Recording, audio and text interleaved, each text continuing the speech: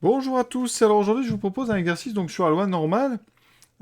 Ici, on va chercher l'espérance. D'habitude, on vous donne la loi normale avec son écart type et son espérance.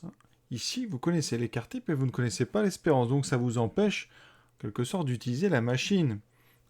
Et je vais vous montrer comment, en se ramenant à la loi normale centrée réduite, on peut répondre à ce genre de questions. D'abord, on va donc créer notre variable aléatoire. Donc, grand X, c'est donc le score. Et on sait que grand X suit donc la loi normale d'espérance. Alors on ne la connaît pas, on la cherche, on va appeler mu, et d'écart type,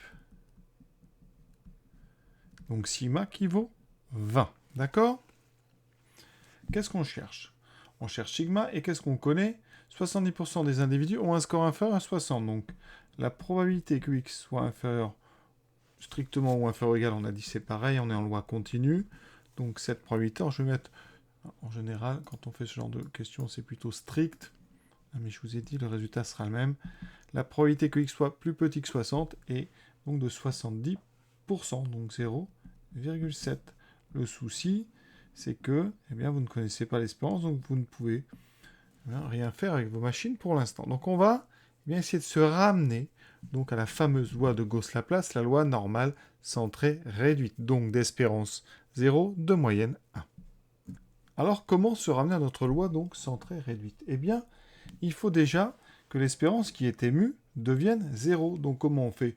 Pour changer l'espérance d'une variable aléatoire, on utilise la linéarité. On va enlever donc mu à toutes les valeurs de x.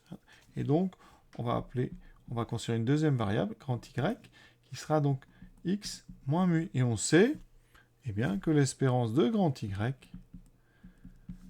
ça sera l'espérance de x moins mu, ça sera 0. Et quand on enlève à toutes les valeurs la même chose, ça ne change pas leur dispersion. Donc finalement, l'écart type de grand Y, c'est le même que l'écart type de grand X. Vous voyez, pour l'instant, donc je vais enlever mu, ça veut dire qu'on a P de X moins mu, qui est plus petit que 60 moins mu, égale 0,7. Pour l'instant, on s'est donc ramené à P de Y, plus petit que 60 moins mu, égale 0,7. Vous voyez, on a transformé.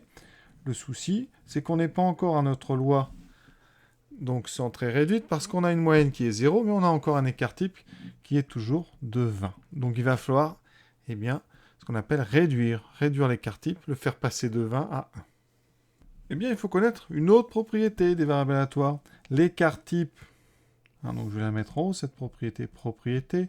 Si on prend un nombre a positif, l'écart type de ax, c'est égal à a fois l'écart type de x. Autrement dit, quand on multiplie ou qu'on divise, d'ailleurs toutes les valeurs par un même nombre positif, l'écart type est multiplié lui aussi par cet écart positif. Si vous multipliez les notes à un contrôle par 2, l'écart type est multiplié par 2. D'ailleurs, c'est tout à fait normal, intuitivement, c'est logique. Alors ça se démontre avec des histoires de somme, mais il faut ici laisser place à l'intuition. Voilà, on multiplie toutes les notes par 2, ou on les divise par 2, l'écart type subira le même sort. Donc ici, regardez ce qui va se passer. Je vais considérer une variable grand Z, qui est donc y au départ, donc ça sera y divisé par 20, c'est-à-dire x moins mu divisé par 20. Alors regardons l'espérance d'abord de z. L'espérance de z, c'est donc l'espérance de y sur 20. L'espérance, elle, on le sait, la moyenne, quand on divise les notes par 20, elle est elle aussi divisée par 20. D'accord? Ça, c'est simple aussi à comprendre. Donc, très simple, comme l'espérance de y vaut 0, ça fait 0 sur 20. Donc ça reste 0. Pour l'écart type de z, c'est donc l'écart type de y sur 20. C'est donc 1 sur 20 fois l'écart type de y, c'est-à-dire 20 sur 20. Et donc, conclusion donc, l'espérance de z vaut 0. L'écart type de z vaut 1. Vous avez devant vous, donc z suit la fameuse N01, c'est-à-dire la loi normale centrée réduite, la loi de Gauss-Laplace. Alors, vous allez dire à quoi ça mène tout ça? La probabilité, je la transforme. Je divise donc par 20, Et à droite, j'aurai 60 moins mu sur 20. Et ça, c'est 0,7. Donc P de Y divisé par 20, ben vous reconnaissez, hein, c'est Z. Donc c'est P de Z plus petit que 60 moins mu sur 20 égale 0,7.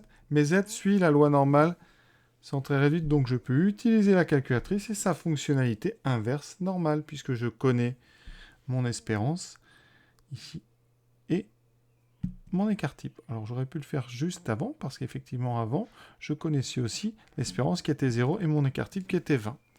L'avantage de repasser sur la loi centrée réduite, c'est qu'on peut utiliser à la fois les machines, mais aussi les fameuses tables dont on a déjà parlé, qui donnent les valeurs uniquement pour la loi centrée réduite. Donc regardez maintenant avec la calculatrice. J'allume donc ma calculatrice. On va commencer par Casio, je ferai après Texas.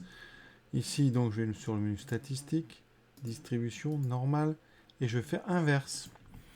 Donc ici, je cherche donc une R à gauche, hein, probabilité inférieure à égale à 0,7, donc je vais mettre left. Ici, l'air que je veux, c'est 0,7. Sigma et mu, je les connais. Je valide, je trouve donc 0, on va mettre 524. Donc je vais garder 0,524 et on arrondira à la fin. Donc ici, conclusion donc, eh bien, mon nombre ici, 60 moins mu sur 20, c'est lui, hein, qu'on vient de trouver 60 moins mu sur 20, est à peu près égal à ce qu'on a trouvé, vous voyez, 0,524. C'est lui à peu près, donc 60 moins mu égale 20 fois 0,524. Et donc, mu, alors on va faire attention, on va le mettre à droite, ça fait 60 moins 20 fois 0,524. Vous voyez qu'à la machine, je trouve 49,52. Donc, voilà notre espérance. Maintenant, je vais vous montrer avec la Texas quand même comment on trouve ce 0,524. Vous allez donc seconde, distribution, inverse soit normale, donc le 3. Vous indiquez l'aire que vous voulez, donc une aire de 0,7 qui est à gauche. Mu, ben là, hein, j'ai mis donc justement 0, 1, et je mets une aire à gauche, d'accord? Je descends, coller, voilà, et vous trouvez 0,524. Voilà, donc après, vous résolvez une petite équation et ça vous donne la valeur de mu, donc 49,52. Et pour ceux qui se demandent comment on faisait avant les machines, eh bien ici, on avait nos tables. Et donc ici, on cherche une probabilité égale à 0,7. Donc dans le tableau, où est-ce qu'on tombe sur 0,7? Donc évidemment, on va faire des petites approximations, parce que vous voyez, un 0,7, c'est entre ces deux valeurs, entre 0,6985 et 0,7019. Donc ici, ce qu'on peut prendre, on va prendre à peu près au milieu. Donc on a 0,5. Ici, on est entre 0,02 et 0,3. Donc ça fait entre 0,52 et 0,53. Donc on aurait pu prendre ici, donc 60 moins mu sur 20, c'est notre nombre, qui est donc à peu près 0,525. Voilà ce qu'on aurait pu faire avant sans calculatrice. Vous voyez, c'est quand même assez précis, hein. Et donc, voilà. Hein. L'idée, en fait, c'est de se ramener à cette loi normale 0,1 pour pouvoir soit utiliser la machine, mais surtout bien, pour pouvoir utiliser une table.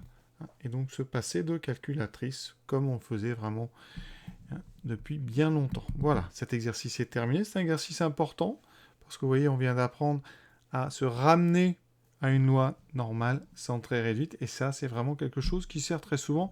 Et d'ailleurs, pas que dans les lois ici normales. Souvent, on fait comme ça des décalages. Hein. Là, on a réduit, on a centré. Ça peut être très souvent utile. Voilà. Je vous souhaite une bonne fin de journée à tous. À bientôt.